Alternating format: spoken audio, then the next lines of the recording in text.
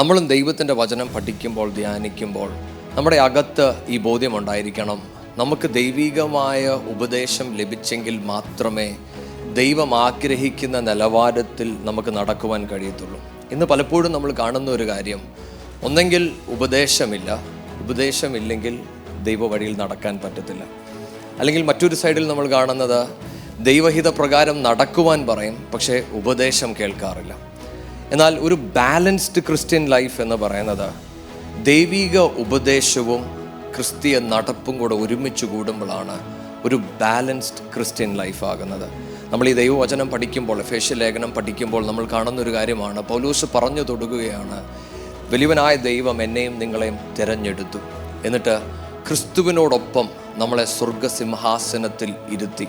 അപ്പോൾ എഫേസ്യ ലേഖനം നമ്മൾ നോക്കിയാൽ ആദ്യം പറയുന്നത് നമ്മളെ ക്രിസ്തുവിൻ്റെ കൂടെ ഇരുത്തി എന്നാണ് പറയുന്നത്. അതിനുശേഷം പൗലോസ് പറഞ്ഞു തുടങ്ങുന്ന കാര്യമാണ്, ഞാനും നിങ്ങളും ദൈവത്തിന് യോഗ്യവണ്ണം നടക്കണം.